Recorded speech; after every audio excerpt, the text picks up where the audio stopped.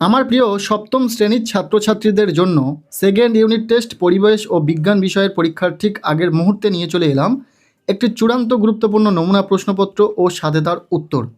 এই নমুনা প্রশ্নপত্রে থাকা প্রতিটা প্রশ্ন পরীক্ষার জন্য ভীষণ গুরুত্বপূর্ণ, পরীক্ষাতে আসার মতো প্রশ্ন। কাজেই তোমরা যারা পরিবেশ ও বিজ্ঞান বিষয়ে দুর্দান্ত ফলাফল করতে চাইছো, অবশ্যই এই নমুনা প্রশ্নপত্রে থাকা ছোট বড় প্রতিটা প্রশ্ন খুব ভালো করে পড়ে রাখো। এখান থেকে বেশ কিছু প্রশ্ন তোমাদের পরীক্ষাতে হুবহু কমন আসতে চলেছে।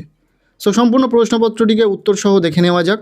শুরুতেই রয়েছে একের দাগ, বলা হচ্ছে সঠিক উত্তরটি নির্বাচন করো। এখানে 12টি এমসিকিউ টাইপ প্রশ্নের উত্তর লিখতে হবে। প্রতিটি প্রশ্নের মান 1 নম্বর করে, টোটাল 12 নম্বর রয়েছে।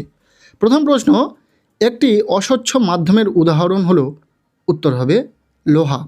এখানে অপশানগুলির মধ্যে সঠিক উত্তর হবে অপশান খ। দ্বিতীয় প্রশ্ন, ছায়ার আংশিক আলোকিত অংশকে কি বলে? উত্তর হবে উপচ্ছায়া বলে। নেক্সট 3 নম্বর প্রশ্ন, সূচি ছিদ্র ক্যামেরার সাহায্যে দেখা যায়, উত্তর হবে প্রতিকৃতি। এখানে আমরা সঠিক উত্তরটিকে ডিফারেন্ট কালারের কালি দিয়ে চিহ্নিত করেছি যাতে তোমাদের বুঝতে সুবিধা হয় যে কোনটা উত্তর। পরের প্রশ্ন, নাইক্রোম তার থাকে এই যন্ত্রগুলির মধ্যে কোনটিতে? উত্তর হবে অপশান গ, ইলেকট্রিক ইস্ত্রিতে।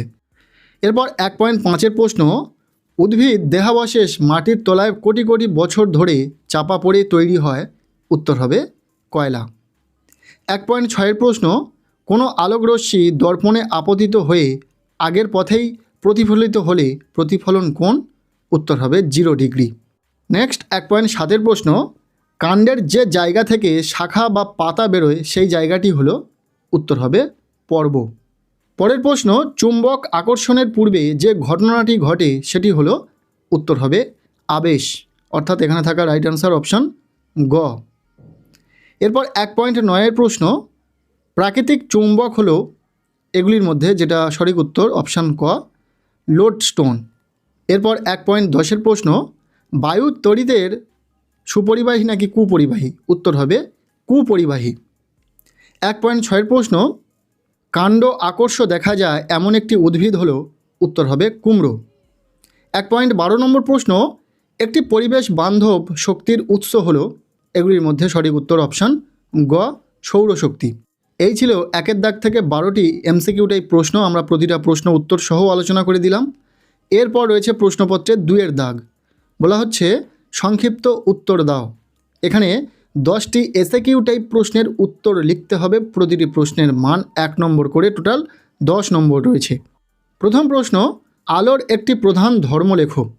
উত্তর হবে আলোর একটি প্রধান ধর্ম হলো আলো সরল রেখায় চলে। দ্বিতীয় প্রশ্ন, কোন ক্ষেত্রে প্রচ্ছায়া ও উপচ্ছায়া এই দুই উপস্থিত থাকে? উত্তর হবে বিস্তৃত আলোক উৎসের ক্ষেত্রে। পরের প্রশ্ন, ইলেকট্রিক কলিং বেলে কোন জাতীয় চুম্বক ব্যবহৃত হয়?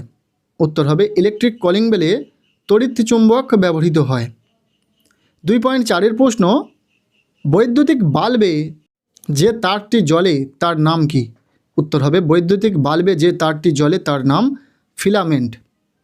2.5-এর প্রশ্ন, সূচি ছিদ্র ক্যামেরা বস্তুর উল্টো প্রতিকৃতি গঠন করে, এর দ্বারা কি প্রমাণিত হয়? উত্তর হবে সূচি ছিদ্র ক্যামেরা বস্তুর উল্টো প্রতিকৃতি গঠন করে, এর দ্বারা প্রমাণিত হয় যে আলো সরল রেখায় চলে। 2.6-এর প্রশ্ন, পর্বমধ্য কাকে বলে? উত্তর হবে উদ্ভিদের দুটি পর্বের মধ্যবর্তী স্থানকে পর্বমধ্য বলে। 2.7-এর প্রশ্ন, বৈদ্যুতিক ইস্ত্রিতে কোন শক্তি কোন শক্তিতে রূপান্তরিত হয়?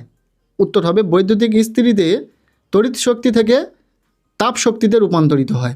এরপর 2.8-এর প্রশ্ন, সমতল দর্পণে কী ধরনের প্রতিফলন হয়? উত্তর হবে নিয়মিত প্রতিফলন। পরের প্রশ্ন, কোবাল্ট হলো ড্যাশ পদার্থ? উত্তর হবে চৌম্বক। 10 নম্বর প্রশ্ন, দুটি অফুরন্ত শক্তির নাম লেখো। উত্তর হবে সৌরশক্তি ও বায়ুশক্তি। এই ছিল প্রশ্নপত্রের 2-এর দাগ থেকে কিছু এসএকিউ টাইপ প্রশ্ন, যেগুলি আমরা উত্তর সহ দেখে নিলাম। এরপর রয়েছে প্রশ্নপত্রের 3-এর দাগ, বলা হচ্ছে একটি বা দুটি বাক্যে নিচের দুটি প্রশ্নের উত্তর দাও। এখানে 2 মার্কের প্রশ্ন রয়েছে, দুটি প্রশ্নের উত্তর লিখতে হবে, টোটাল 4 নম্বর। প্রথম প্রশ্ন, অপ্রুভ বস্তু কাকে বলে? উদাহরণ দাও। উত্তর হবে যেসব বস্তুর নিজস্ব আলো নেই, অর্থাৎ নিজেরা আলো নির্গত করে না, তাদের অপ্রুভ বস্তু বলে। উদাহরণ ঘরবাড়ি, গাছপালা, চেয়ার, টেবিল ইত্যাদি। দ্বিতীয় প্রশ্ন, স্বচ্ছ মাধ্যম কাকে বলে, উদাহরণ দাও। উত্তর হবে যে মাধ্যমের মধ্য দিয়ে আলো সহজেই চলাচল করতে পারে তাকে স্বচ্ছ মাধ্যম বলে। উদাহরণ কাঁচ, জল, বায়ু প্রভৃতি হলো স্বচ্ছ মাধ্যম। পরের প্রশ্ন, আপতিত আলোকরশ্মি ও প্রতিফলিত আলোকরশ্মি কাকে বলে। উত্তর হবে যে পথে আলো এসে কোনো প্রতিফলকের উপর পড়ে তাকে আপতিত আলোকরশ্মি বলে এবং প্রতিফলনের পর আলো যে পথে ফিরে যায় তাকে প্রতিফলিত আলোকরশ্মি বলে। এরপর 4 নম্বর প্রশ্ন, আলোর প্রতিসরণ কাকে বলে। প্রত্যেকটি প্রশ্ন কিন্তু ভীষণ গুরুত্বপূর্ণ, খুব ভালো করে উত্তরসহ দেখে রাখো। এর উত্তর হবে আলোকরশ্মি কোনো মাধ্যমের মধ্য দিয়ে যেতে যেতে যখন অন্য কোনো মাধ্যমে প্রবেশ করে তখন ওর গতির অভিমুখের পরিবর্তন ঘটে। দুটি মাধ্যমের অভেদ তলে আলোকরশ্মির গতির অভিমুখ পরিবর্তনের এরূপ ঘটনাকে আলোর প্রতিসরণ বলা হয়। নেক্সট 4 দাগ বলা হচ্ছে নিচের প্রশ্নগুলির উত্তর দাও। এখানে 3 মার্কের প্রশ্ন রয়েছে, 8টি প্রশ্নের উত্তর লিখতে হবে, টোটাল 24 নম্বর। এই প্রশ্নগুলির ক্ষেত্রেও আমরা উত্তর করে দিয়েছি, দেখে নাও। প্রথম প্রশ্ন, প্রাকৃতিক চুম্বক কি, চুম্বকের বিভিন্ন পর্যায়গুলি লেখো। উত্তর হবে প্রাকৃতিক চুম্বক হলো এক ধরনের পাথর যা লোহাকে আকর্ষণ করে। এই পাথরের নাম হলো ম্যাগনেটাইট। চুম্বকের যে বিভিন্ন ধর্মগুলি রয়েছে, আকর্ষণ ধর্ম, দিক নির্দেশক ধর্ম, আবেশী ধর্ম, সমমেরু পরস্পরকে বিকর্ষণ ও বিপরীত মেরু পরস্পরকে আকর্ষণ করে, আগে আবেশ ও পরে আকর্ষণ হয়, চুম্বকের সর্বদা দুটি বিপরীত মেরু থাকে, একক মেরুর অস্তিত্ব নেই। এগুলি চুম্বকের বিভিন্ন ধর্ম। এরপর দ্বিতীয় প্রশ্ন, গাছের পাতার গুরুত্বপূর্ণ কাজগুলি উল্লেখ করো। গাছের পাতার গুরুত্বপূর্ণ কাজগুলি হলো নাম্বার 1, সালোক সংশ্লেষ প্রক্রিয়ায় খাদ্য তৈরি করা। নাম্বার 2, বাষ্পমোচন প্রক্রিয়ায় উদ্ভিদ দেহের অতিরিক্ত জল বের করে দেওয়া। নাম্বার 3, গ্যাসীয় আদান প্রদান ঘটানো এবং বর্জ্য পদার্থ ত্যাগ করা। এছাড়াও পাতা বিশেষ কতগুলি কাজ করে থাকে, যেগুলি হলো আত্মরক্ষা, আহরণ, বংশবিস্তার, খাদ্য সংগ্রহ, জল সঞ্চয় এবং খাদ্য সঞ্চয়। এরপর 4.3 প্রশ্ন, পরিযায়ী পাখি বা কচ্ছপ এরা কিভাবে সঠিক পথ অনুসরণ করে চলে।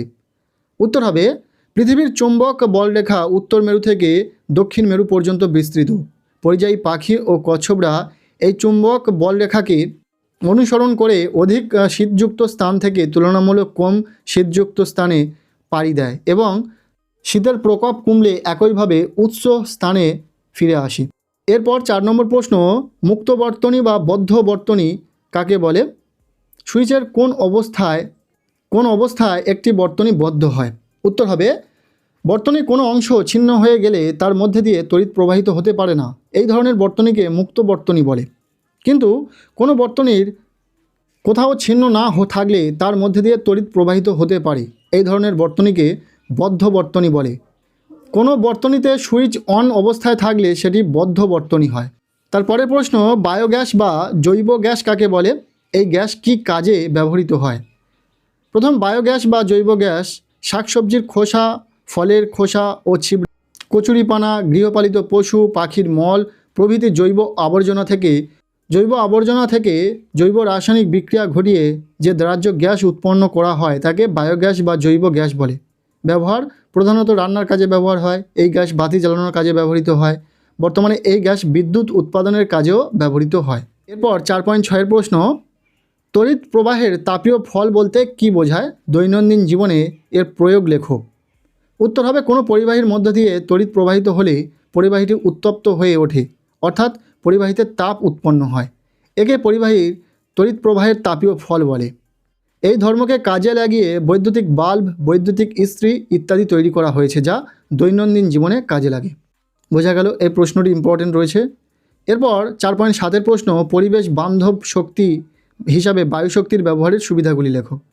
উত্তর হবে বায়ুশক্তির উৎপাদনের সুবিধাগুলি হলো নাম্বার 1, বায়ুর কোনো অভাব নেই, এর জন্যই এই শক্তি উৎসের ফুরিয়ে যাওয়ার কোনো সম্ভাবনা নেই।